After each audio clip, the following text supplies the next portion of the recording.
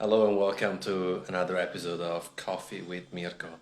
Today's episode 43 and we're going to be joined by Klaus Thomsen, the 2006 World Barista Champion, as well as the founder of Coffee Collective in Copenhagen. So welcome all on board. I hope you're enjoying the podcast and the live stream. And as usual, if you've been enjoying it, just feel free to take a screenshot and share across your coffee friends and non-coffee friends. So it's good to see you all. I hope you're well. I hope you're safe. And soon we'll be joined by another amazing person in the coffee industry, and we'll love the knowledge, the stories. Feel free to ask the questions. And here's Klaus.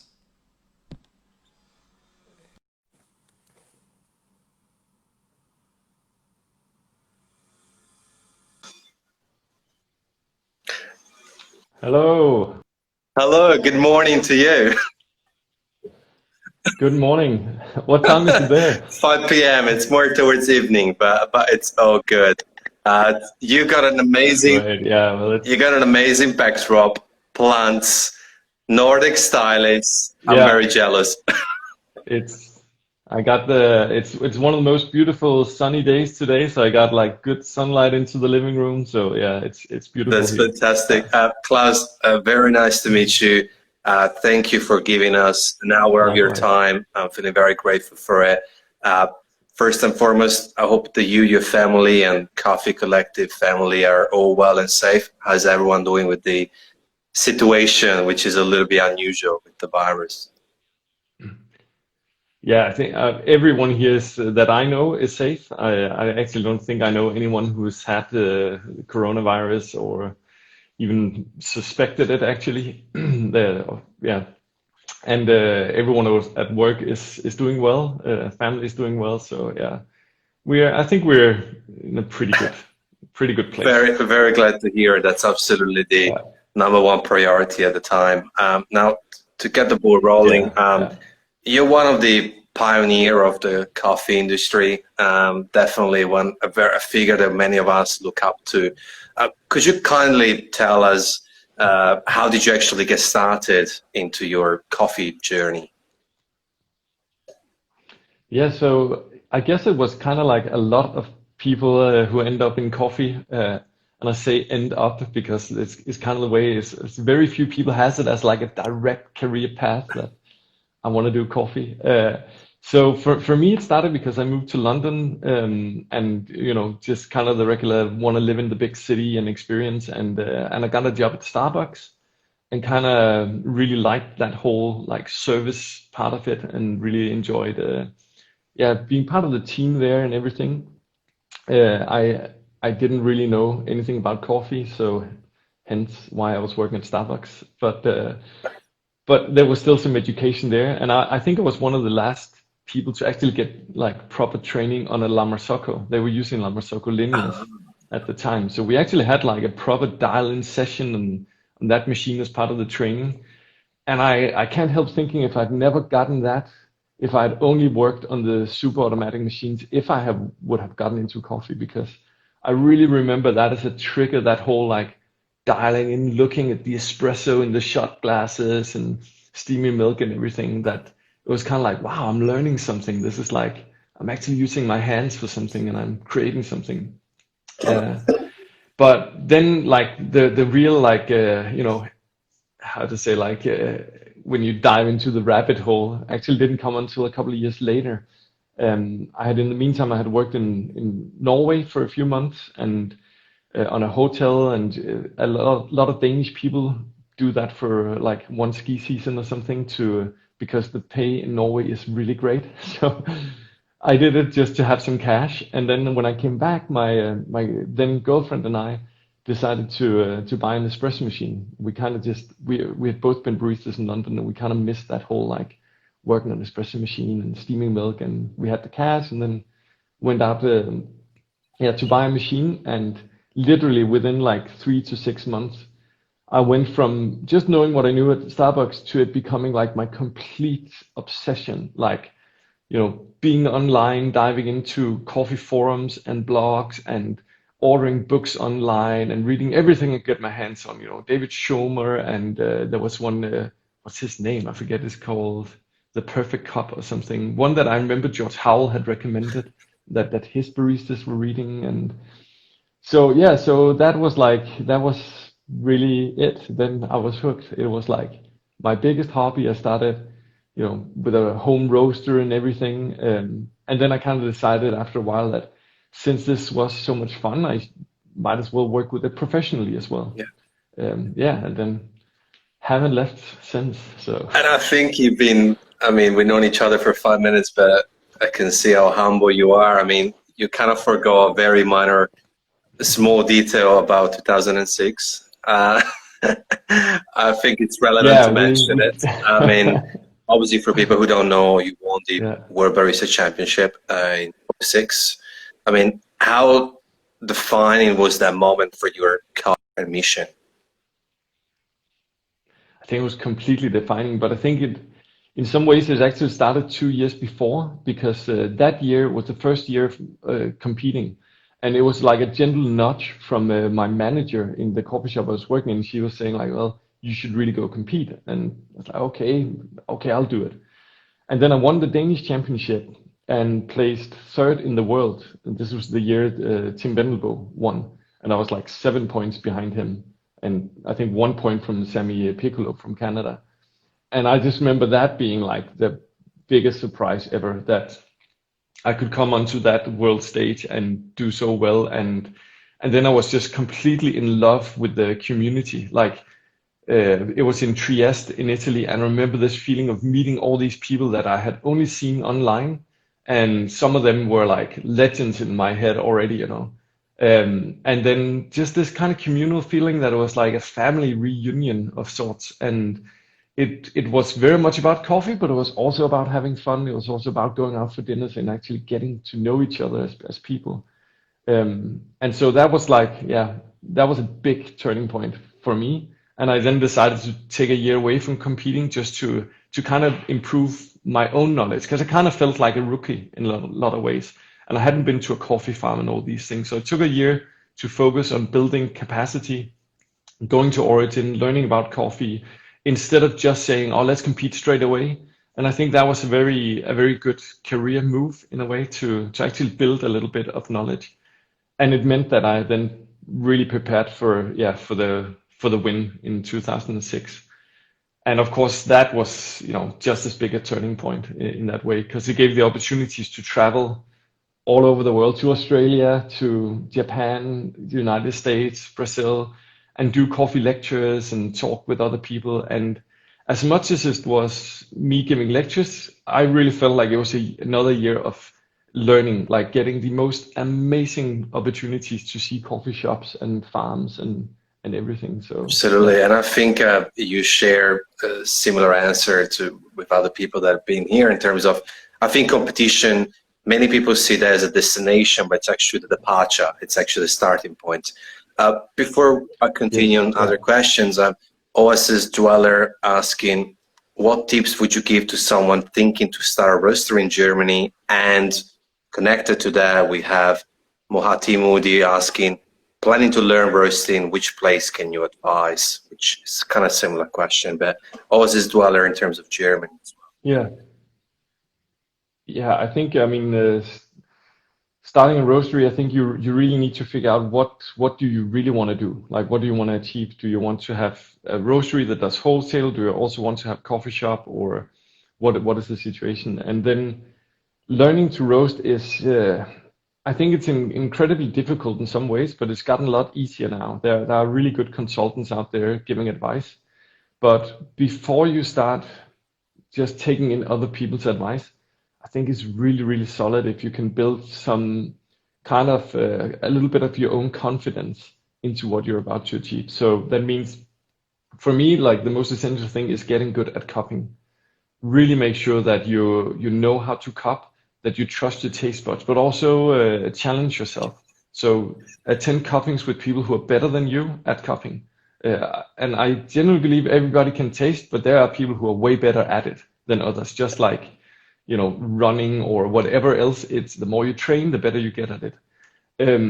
because if you're really good at copying, at tasting, then you can let that be your guideline in whatever else you do.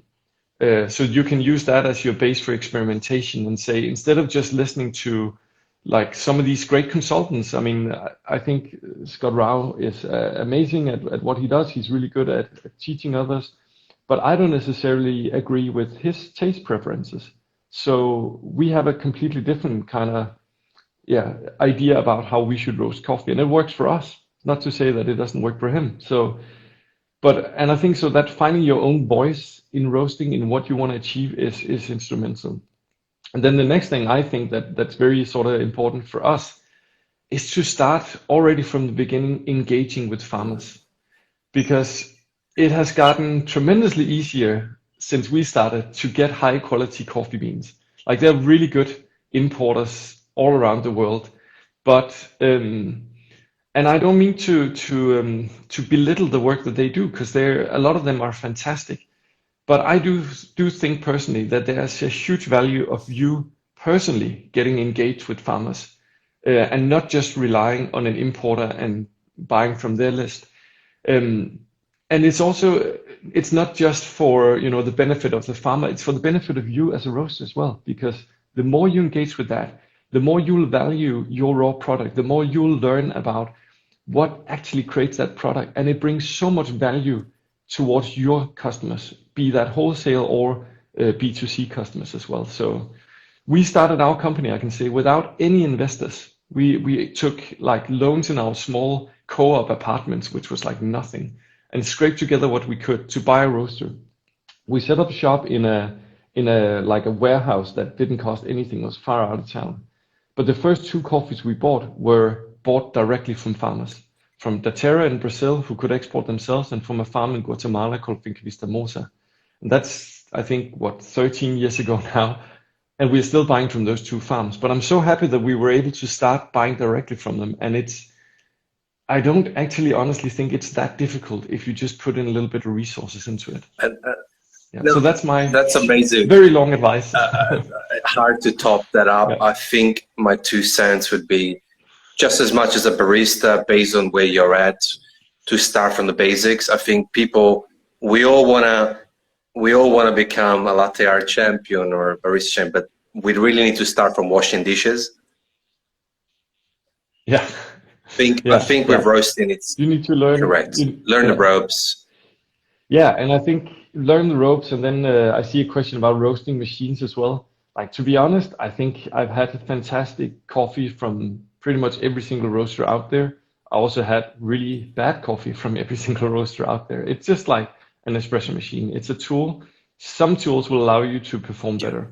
I definitely think like we're super happy with the Loring Smart Roast that we have. We did test a lot of different roasters before we invested in that. But I mean, I have great coffee from a variety of roasters. So don't get too hung up on that. I would more look at, if possible, go visit some other roasters, see if you could get some time or listen to their experiences. And then there is one like key thing that I always know that a lot of people overlook, but that's the airflow. Make sure you have lots and lots of airflow. So if you have a chimney or an installation, one really good tip is maybe get a second fan on the exhaust at the end of your chimney, so you have a negative pressure throughout from your roaster. That's perfect. But I can't actually go into much more detail than that, because I am not a roaster. I used to roast when we had our small roastery. I had 1 roasting day a week because I thought that would be fun to learn. But I also became painfully aware that I'm not patient enough for roasting. Roasting really requires a lot of patience. Like, you're doing the same thing over and over again. You're making small adjustments, but compared to like brewing an espresso and then tasting it, and making an adjustment and tasting again, with roasting you have to wait a day, cup, and then wait to next roasting day to do a small adjustment, and I don't have the patience for it. Yeah, I think once you realize your strengths and once you realize what you enjoy, it becomes very easier at finding your path and that figure and role that you really want to explore within the industry. There's many jobs, where is marketing, where is roasting, where is wholesale salesman, barista, brewer, trainer, consultant. It really goes on and on, and all the list of options that you got out there. But and then obviously after winning WBC, Coffee Collective was born, more or less. What values and ideas are behind it? Because I think it's nice to kind of travel back in time and think, what values and ideas did we base it on? Yeah, so I started the company together with Peter Dupont and Kasper Engel Rasmussen. We had a fourth co-founder who's since has left the company. But all three of us were working in the same coffee company and had similar ideas about what could be improved. And I think the core of the DNA was that we really saw, when we looked at the whole coffee industry, saw that there was something broken in the way that coffee was being traded. That we had these experiences from a cooperative in Ethiopia who had produced a magnificent coffee one year, and it had been like one of the best Ethiopians that I literally ever tasted. The next year, when that company came back to buy it, they couldn't buy it because they had gone bankrupt. Even though we had bought it, paid a lot of money, it was that feeling of like, where did it go wrong? And it just turned out that they just didn't have the funding. They just hadn't sold at a high enough price. We also had seen, like with other farms, that the access to the coffee wasn't really there. Like there wasn't a dialogue about improving quality, and you weren't really getting the same kind of coffee every year from the farms, because they were kind of like just selling to different people. So we kind of had this idea that building long-term relationship would really benefit the quality of the coffee that we would be able to serve. So that was like a general premise, to say, like, instead of just having a few sort of direct trade coffees, to say, let's do everything direct trade from the beginning. Let's not be reliant on other people in the mid path. Let's make sure that we can guarantee the money going out to the farmers in terms of contracts and everything, so we can have a paper trail that documents it. And both to make sure that the money actually gets to the people who need it the most of everyone in the chain, but also so that they are allowed to have the capital to invest back into quality that will be, a positive spiral that will allow us to have a better quality, which means that we can charge more from customers, which means that we can pay more back, and so that it's a positive spiral instead of this race towards the bottom that is often the case. So that was one part of it. And the other part was that we kind of looked at Copenhagen at that time and felt like there's really something missing in terms of how coffee was presented. There was not a single roastery, I think, that you could walk into, have a cup of coffee, and look at the roasting. So we wanted to have an open roastery where people could engage more into the whole product. And that was a fantastic thing to get going, because people had never, we found out, really seen green coffee beans. So just that on its own, when they saw that, they were like, what is that? Oh, that's the coffee before it's roasted. And, it's a good conversation starter in that way. Yeah. So that was like, we knew we wanted to have like that service part of it, and build like the kind of follow it all the way from seed to cup, to use a popular term. That's beautiful. And I think what you touch based on two elements, that the open roastery, it's something that even here in Melbourne, those places where they have access to the roastery, they just do better. It's just an overall experience. And I think values into people drives into my next question, which is, we all love coffee, but it wouldn't be really possible without the people in the community, from origin to roasters, but also from baristas to consumers. I think that often we forget about this. I forgot about the people in the whole chain, or some of the people in the chain. Could be people, the new trend moving forward, especially after the pandemic, where we lost connections because of lockdowns and whatnot. Yeah, I definitely think it's a very popular and maybe a cliche phrase to say that people is your most valuable asset in a company, your employees. But I think for us, our entry into coffee was as baristas. When we started the company, we were all behind the machine, serving every single cup for many years until we started getting employees. So I think we have a really deep found respect for what it takes to be a barista. And I certainly that respect keeps growing for me, because I think being a barista when I started was way easier than it is today. I think we actually demand a lot more from our staff now than I was able to deliver back then. Yeah. And that goes in terms of service, in terms of speed, in terms of dialing in coffees, in terms of being precise on everything you do, and still make an even better experience for every guest who comes in. So we have a deep found respect for that. Last year we became a B Corporation, certified B Corp. If you don't know what B Corp is, I advise everyone who views to go and check it out. I think it's for me the most valuable certification out there, because it certifies a company, not a product, and it looks at a variety of ways. And one of the dimensions it looks at is people. It is, how do you treat people throughout your value chain, but how do you treat your employees, but also how do you engage with your local community? So I think there's a lot of value in thinking about that. And for us, it's part of it's part of that process. It's part of going to visit the farmers every year, is to meet as people, meet as equals, instead of meeting as the buyer with all the money who comes to buy a product and we'll pay if the quality is there. It is also to look them in the eye and say, okay, we thought we paid a good price, but I can see in you that you need more, you want more.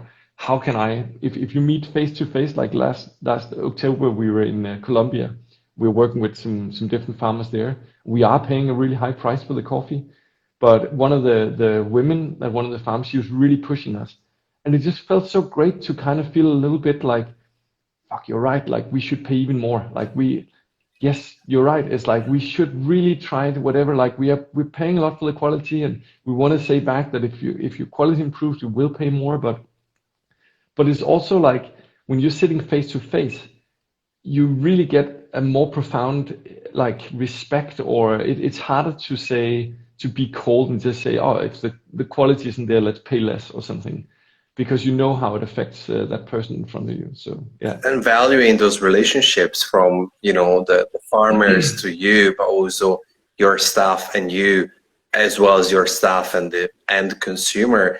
I think it's nurturing those relationships is key in many elements. First of all, we are in the people business. It is hospitality. So without the smile, without that, there is no shop without the people as well. And there is no coffee to be bought. But also, I think the overall experience is just much better, because at the end of the day, the best cup of coffee is when we share it with a friend that we haven't seen in a long time, with family, with loved ones. Or if I'm alone in a new city and I can interact with the barista because I'm sitting at espresso bar. So I think that people really, coffee is so much about people and less of the fancy dust that's thrown around it. So I agree with you. And Philip is asking a question. I think it's one of the things that it's one of the things that I think our baristas are missing right now. Is in exactly that, like the coffee tourists who are coming in, because we're still kind of on a shutdown. There's only a few countries that are open for visiting Denmark now, and I know everyone in our staff loves when they have coffee visitors, like people who are just interested, who want to chat about coffee. And it's been such a great thing to see that grow over the years, like relationships happening, someone from the States visiting a coffee shop and really hitting it off with one of our baristas, and then that barista go to visit them in the States, and it's like, it's really a communal feeling. It's like the movies, right? The barista's the new bartender in the movies, we go to the bar to drink a whiskey, a scotch, whatever, and we talk our stories, we share stories, because that's how we build eventually. Our evolution is based on storytelling. Whether it is about soccer or whether it is about coffee, it's irrelevant. At that communal table, it becomes like the fire from our ancestors, where they share stories of stars and planets and whatnot. But now I have a food writer, a friend who is she writes for like numerous papers and stuff, and I remember she was writing in one like advice guide or something for one of the biggest newspapers. She said whenever she goes traveling, be it Berlin or Barcelona or wherever, her trick is to go visit like the good coffee shops first. So she'll get recommendations from her local baristas in Copenhagen. She'll go visit the coffee shops there, and then she'll ask them about food and wine and where to go recommendations, because he said it's like they're the people who know, like they know what's new, they know what's happening and what's interesting. And I thought that was quite cool to be like the baristas are like highlighted as like we're in the know, we're the ones you go to. 100%, 100%. Philip is asking a little bit of a technical question, and let's answer it. Yeah. Does having an open roastery make it more difficult to have a proper manufacturing process? Because we need things like stoners, room with control environment, and other manufacturing things. So what's your take on the hazard of having an open roastery? Thank you, Philip, for the question. Yeah, thanks for the question, Philip. That's a really good question, and yes, it does. So when we started out on our small coffee shop, our first place in Jægersborgade, as it's called, we had like literally a small 12-kilo ProBrat sitting in the middle of the room, and people could sit around, and it was really great for interaction, and it was like fantastic for the first few years.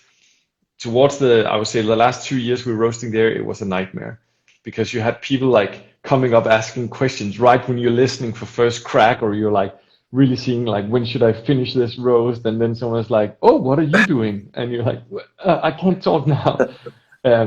I think also as the production grew, yeah, you have a lot, like we need a weigh and fill machine now, and we need a lot more space. So what we did when we moved our roastery to where it currently is, was we kind of wanted to keep that open roastery feel. We wanted to have that like that you could still see it and engage with it, that it wasn't just in the suburbs of Copenhagen. So we built like a huge glass wall separating the coffee shop from the roastery. Yeah, I think like inspired maybe by some of the really good restaurants around Copenhagen have an open kitchen. And also I've been to, I remember I was in South Africa, and there was a wine, a wine producer there who had like a glass wall into all the, like into the cellar basically, where the coffee was in casks. And that feeling that you can still engage with, you can see it there, but it's still protected. You don't have to listen to all the noise from the roaster, because the roaster is really noisy, especially the green bean suction is terribly loud.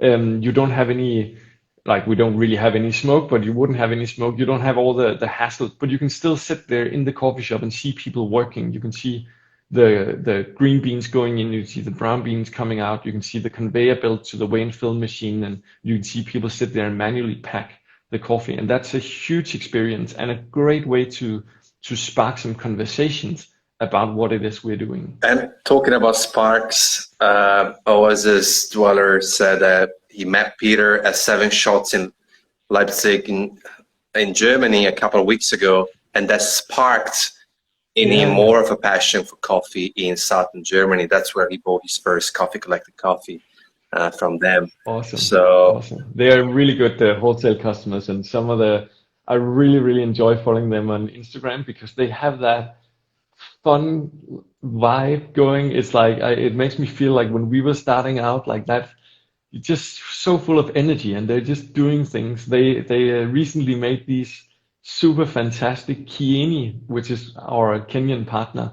How do you call them? Like I forget the English word. I'm so terrible. But a football that you wrap like a around. Scarf. What's it called? A scarf. That's the word I was looking for. Sorry. That's beautiful. But they made these football scarves with Kieni Ultras, as I think their team is called, and our triangles in. It looks awesome. So yeah, go give them a follow. They constantly have something up in their stories. I'll have to check it out for sure. I'll type it in here. Yeah. And which it's perfect, because I love where the flow, where is this going? Because I was literally going next to how is the.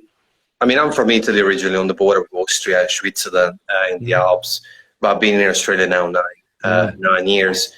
How is it Denmark and European neighbors coffee scene, and what's the most popular, I guess, type of coffee that you guys see ordered? I think, I mean, to be quite frank, in the coffee shops, it's like most everywhere else, it is milk-based, espresso-based milk drinks. Like the cappuccino is our biggest seller, and I'm really happy that we sell more cappuccinos than we sell lattes, because there's a lot more coffee flavor in the cappuccinos. But in general, on home consumption, it's black filter coffee, which is also what I'm drinking right now. Um, Denmark, Norway, Sweden, Finland, Iceland, it's like I say 99% of homes have a coffee machine or a black filter coffee option at home and will drink it daily. It is like our national beverage in that way. And if you've been here through the winter times, you'll know why, because it's terribly dark and cold.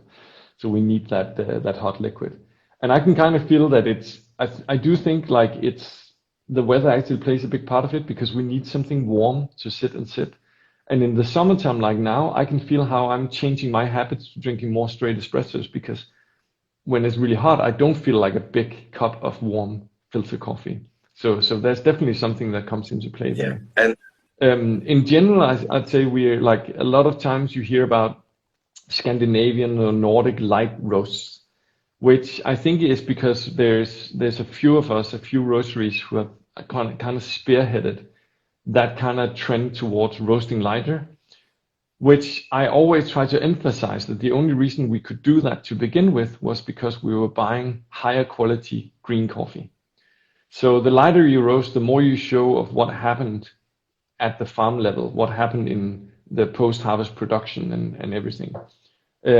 So if you're buying lower quality, you will end up roasting darker to kind of mask defects. But with really high quality coffees, we're able to push it and push it and push it lighter without underdeveloping. That's important to stress.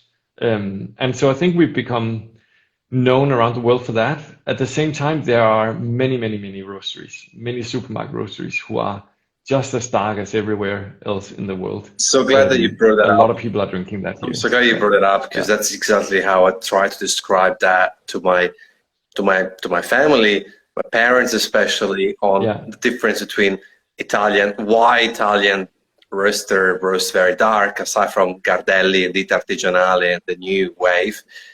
Yeah. And that's Yeah. an easy way to explain it, absolutely. Sticking with Yeah. the hot brews, is that one of the reasons why Mhm. the AeroPress is one of your favorite brewing methods, even at Coffee Collective? Yeah, I really think it's so I think with filter coffees, first of all, I think it showcases a lot of what we like in coffee. Like we like to focus on the aromatic side of things and really try to play with acidity and freshness and transparency in the coffee. And I think filter coffees in general give that. But at the same time, different types of filter coffee or full immersion brews will showcase the same coffee in different ways. So I really love to be able to taste the same coffee brewed on an AeroPress or a Kalita Wave or a V60 or French press. I think there's something super interesting about how it's almost like, I don't know how to explain it, but like looking at a sculpture and walking around and seeing that sculpture from different angles. It's the same thing, but you see like all these different sort of nuances to it when you're brewing it in different ways. So yeah. That's beautiful. Oh, I need to pin or write that down. That's, yeah, you took me there, literally. Yeah, but I think it's like it's that like I mean on the AeroPress some of our coffees come out quite a lot different than they do when we brew it as Kalita Wave, and sometimes it's like it's surprising, and sometimes I think I have a clear idea about that coffee will work well over here, and then I find out wait that's actually much better here. I recently and I like this is what I love about coffee is like I've been in coffee for I've stopped counting the years, but it's like a long time by now already. And just during this COVID crisis, I was at home and I was experimenting with the cowboy coffee or the full immersion brews in this Cheers kettle that I have from Norway. And I found out that some of the cocoa natural processed coffees that we have from Bolivia, which are like super winey acidity kind of natural coffees, they're still very clean, but on Kalita Wave for me, I can drink maybe half a cup, but they very quickly become too overwhelming for me on pour over. But I suddenly found out that brewing them as that kind of cowboy coffee full immersion, where you're dosing a bit higher than you are usually. That worked amazingly. And suddenly I was like, this I love. This I really, really want to drink. This is so much fun. And it's tasting so much better here than it is on a filter. And it's like, maybe because on filter brews, I'm often looking for clarity. But on that kind of full immersion, there is no clarity. It is like a semi-dirty kind of cup. But at the same time, it's just so full on. The acidity came out beautifully. The body, the mouthfeel was so different than what I ever have on a paper filter. So even after all these years, you have these experiments where you fall back in love with coffee. It's amazing. It's beautiful how openly is.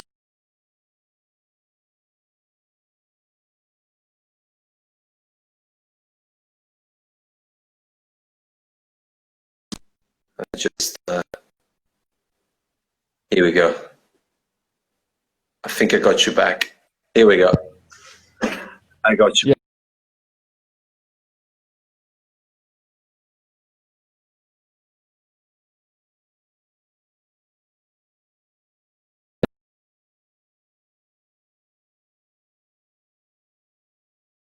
I got you. You're good. You're good. I can see you. I can hear you. Are you Yeah, there? that's all good. Can you see me? That'll right, be fine. good. I think that All right. openness is.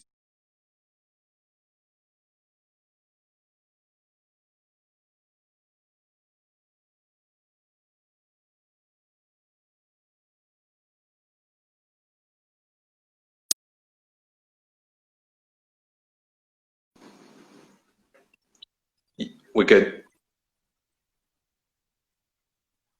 Connection here. It's so good. Maybe someone tried to call on you. It's so good. I think the openness is key I'm just going to try to because switch to another the connection specialty, and see if it's on my we end kind of or what's going on. built a little bit Yeah. arrogance. You should drink coffee this way, that way. Yeah. Don't drink it like that. So young product.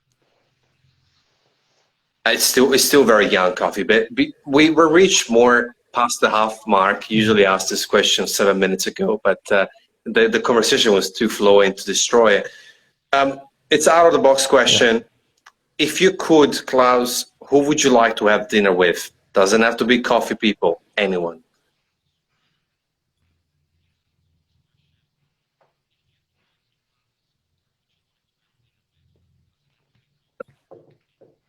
Oh, wow. I always freak out when I get questions like this because I want to get it right. I really want to something interesting. Who would I want to have dinner with? That's a really, really interesting question because they're like top of my mind. I kind of think like definitely like coffee people. I'm gonna name a few, but coffee people like, and I've actually had dinner with him a couple of times with George Howell in the States. I was so fortunate to spend a few days with him in Brazil at the Terra. And I met him again. We were in Kenya at the same time and had dinner again. To be honest, that is some of the best conversations I've had because he's a legend, and I think there's so much to learn from someone who's been in coffee for that long. Up for what he believes in, and he really like you can't budge him. He knows what he believes in, but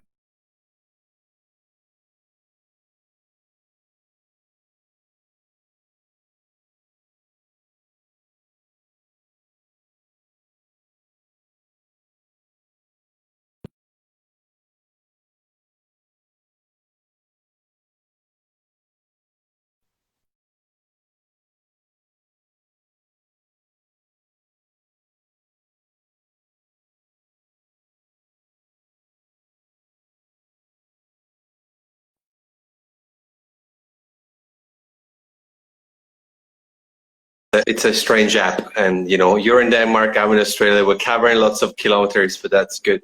I probably missed part of your answer, but if you had to dinner with someone else, that would be someone. That's cool. I think, you know, we kind of gone here already about the cowboy brew. yeah, exactly. Coffee is popular. Yeah. It's a popular drink. Yeah, okay. But I think it's still young. I think we still haven't explored it fully, like cocoa, right? Tea. Coffee is one of those too. I think there's so many flavors that we haven't tasted, and I had one recently from Honor Coffee where it Yeah, tasted so different. I was like, wow, is this coffee, you know? And it was just an espresso, not even filter. What would completely. you like Yeah, to see? What would you like to see next in coffee?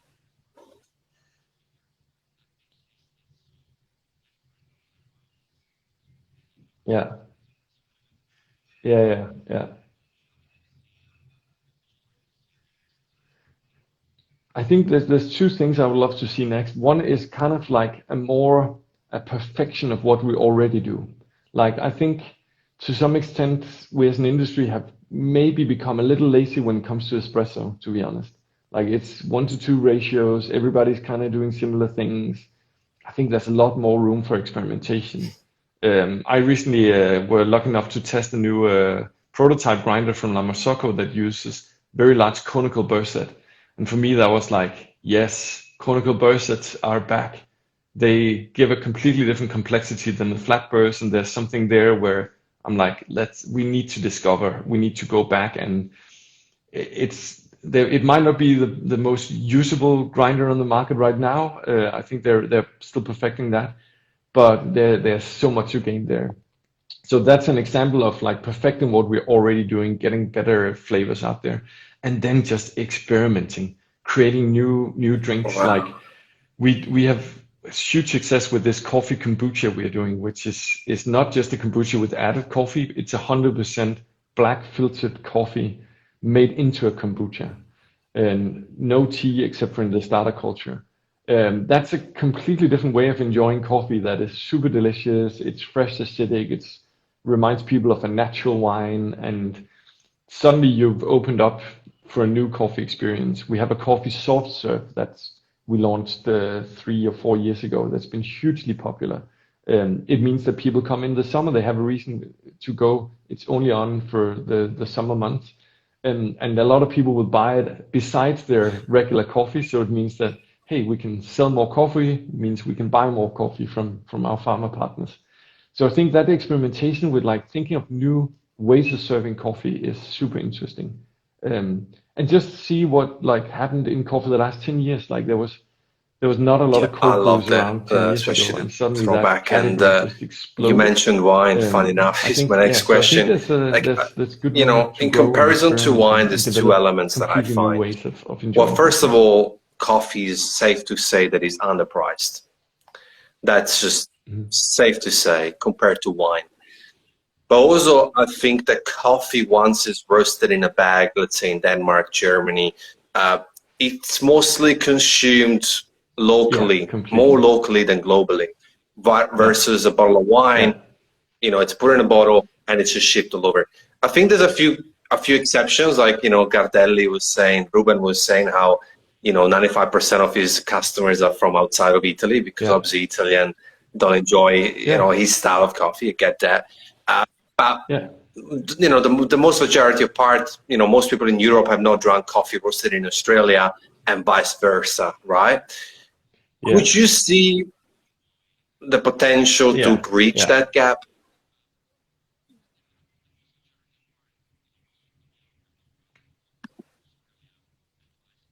yeah, yeah, exactly. Yeah.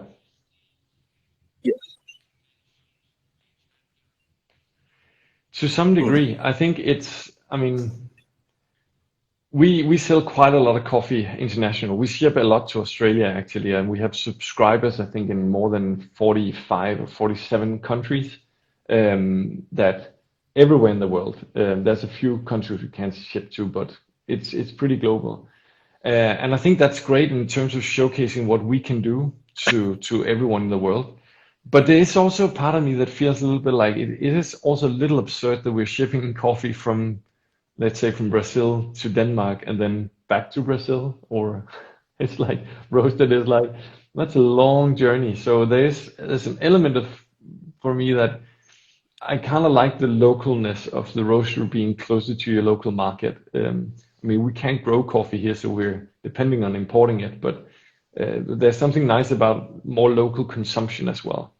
Um, but of course, it is an international product, and it's interesting the comparison to wine because yeah, as you say, it's with wine, it's quite often the farmer, the person who actually had the grapes growing and did the vinification, who will bottle it. So they will know what product ends up with the consumers, and they will be the person sending it. They'll be the sender of the product in that way. Where with coffee, it's hardly ever that. It's the roastery or the coffee shop is the sender of the coffee. They're the ones bringing it out. And quite often, even in modern coffee shops, as a regular consumer, you actually don't see where that coffee came from. Like you just see the latte art or something. You don't really get to engage with that. And that I think if we want coffee to have that level of respect as wine is something we need to work on. We need to have that respect back at the farmer, that they're like the wine producer. They're the ones who are responsible for that. Speaking of responsibilities, we are all responsible. We really give coffee for barista, granted. Really need to point between at climate that level change, and get them higher demand, to be low valued pricing, like a wine producer. it is in danger. We don't want to be pessimistic and dark. I'm all about positivity. What?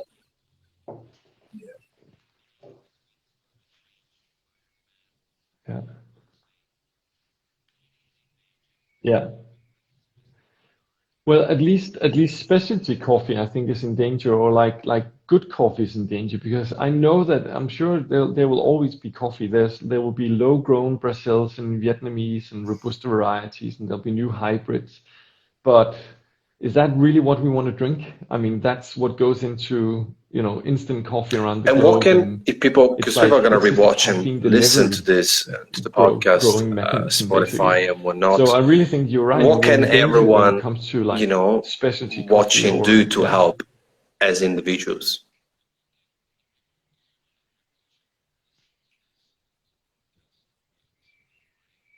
Mm-hmm.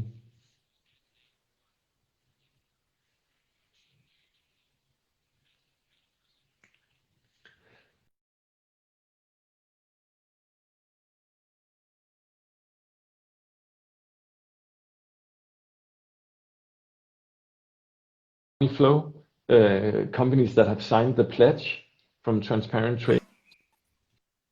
There we go.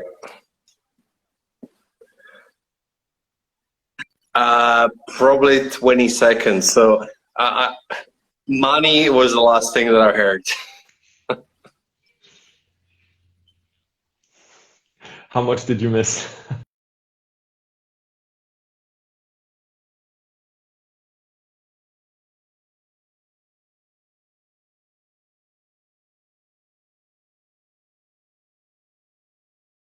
That your money actually ends. We're back good. That's so good. It's no, don't be sorry. These things happen, and look, I'm glad that we got the first 37 minutes pristine and perfect, and I'm sure we're gonna do another session in a few months. I don't know if it's on my end or your end. You can keep going with that answer. Okay. But basically about watching where your money goes, I think it's relevant because that's what you're in control with. Same with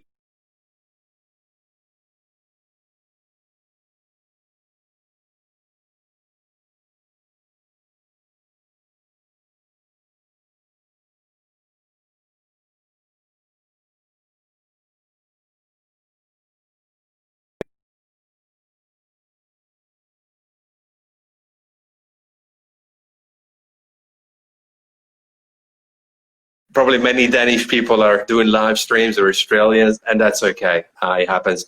Now, look, we are approaching the end. We got under 10 minutes. First of all, Klaus.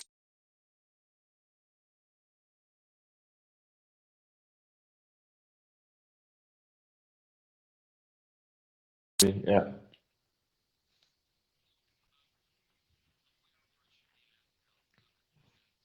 Sure.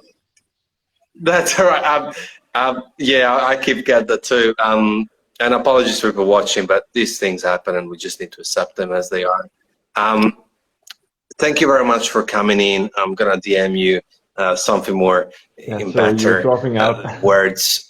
But in your words, what's next for you, Klaus? And if you had to leave a few words of advice for people who are chasing that passion for coffee, but they are stuck into what's considered by society a good job, and they don't want to leave that university degree on the table. The stage is yours.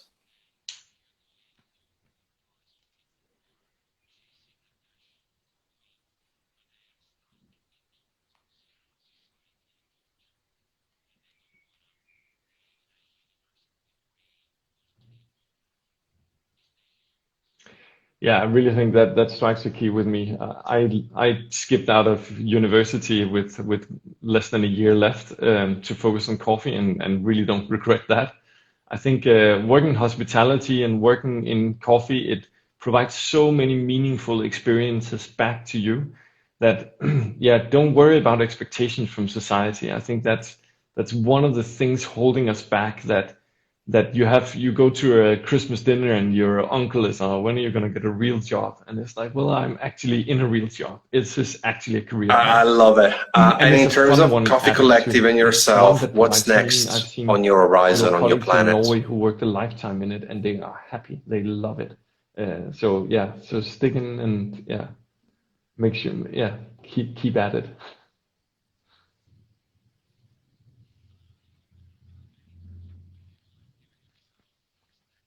Yeah. So one really positive thing is that this past weekend we actually opened a new coffee shop in this old telephone booth, this iconic buildings that are a few of them around Copenhagen, and it felt so good to finally have something new opening up, something positive after all these months of nothing happening, and hearing how people are going bankrupt and everything. So to be able to open something new up is fantastic. And I'm happy to say that we're already working on the next project as well. So it feels like we're back, there's momentum, there's positive energy, and thankfully there's lots of coffee hungry people out there. So That I is feel so good to confident that hear. And we're heading honestly, in I a good saw the direction. picture Even of though it's that, and been tough, I think yeah, it made me a we have little managed bit really well. We have all our FOMO, staff are fear of still there. missing We haven't out, had of to lay course, off because I was like, anyone I or do can't go anything there. drastic. So I But think yeah, we're look, ready to give it everything we I'm got.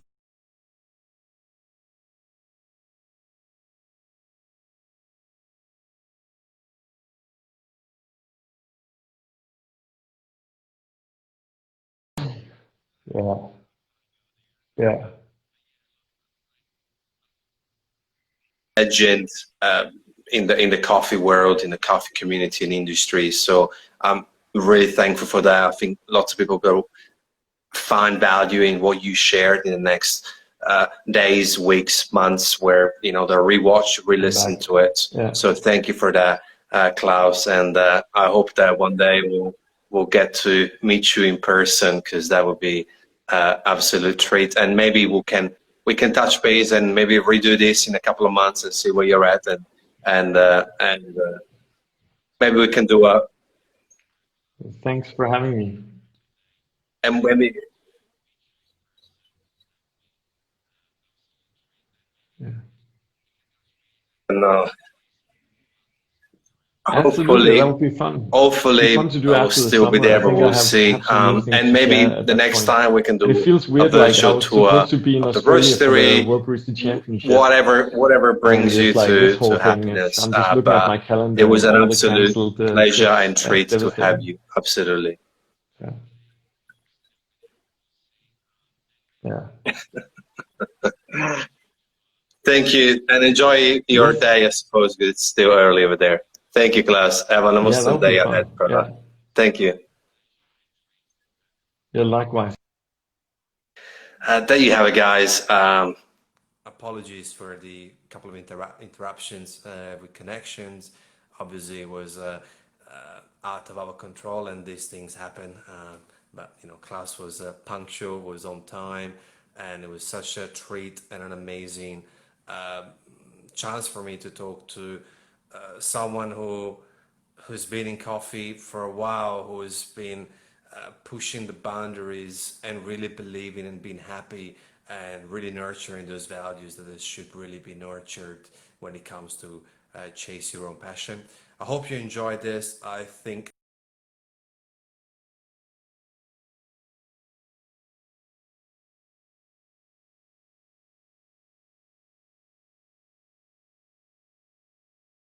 a small community-based channel. And we always love to hear from all different type of people. They all have their own stories. We all have a story to share. And his story was just incredible for me to hear and learn more about it, especially into a digital format. So if you enjoyed it, it would mean the world to me if you took a screenshot and reshare this or retweet it.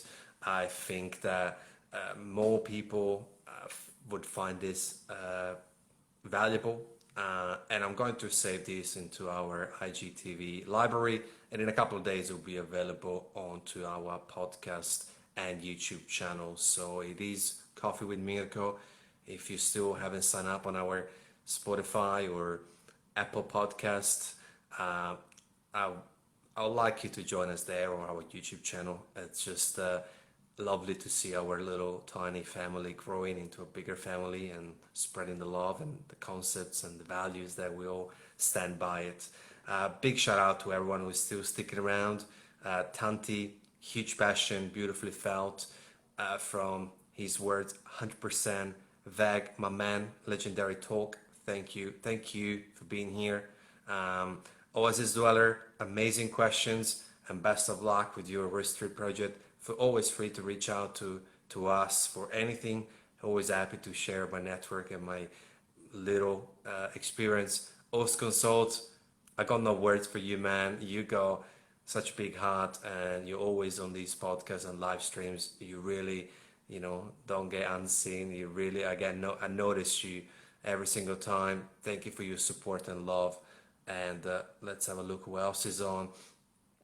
We got Ein fröhliches Mädchen, and we got Xafsa, Lily, Yuki Melbourne, seeing you around too, Safland, and that's about it. You guys stuck around for 57 minutes. We'll close the chat now. If you have any questions, if you have any last message to share, just drop it down there. Happy to read them out loud and give you a shout out. That is not a problem. I think that, with anyone else who's going to join this show, these questions that I always prepare cater well to have a flowing conversation for you to follow, revisit, rewatch, re-listen, in that case, to be able to find that value even in a week time, in a month time, when you find yourself in a position where you need those words, whether it's from Klaus from today, whether it's from Sasha Sestik or other amazing people that we've interviewed, that will still be relevant. So my dream is that these pieces of content will still be relevant in a month, in a year, in 2, in 3, in 5, in 10, because they will remain there. Tomorrow we have Maxwell Colonna.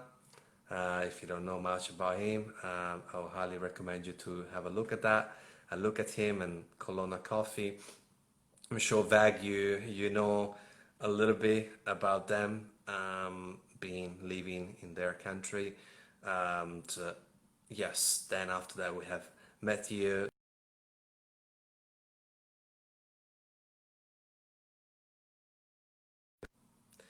And my video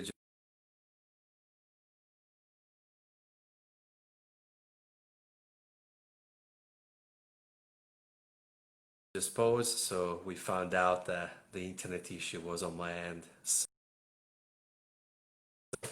without further ado, thank you for sticking around. Seflan, grazie mille. Be safe out there, keep safe. Oh, Vag, here you are, great person. Yeah, I can't wait for tomorrow too. Keep yourself safe, keep pushing for the love of coffee, keep doing what you love, and I will see you real soon tomorrow, 6 p.m. Australian Eastern Standard Time. Peace out.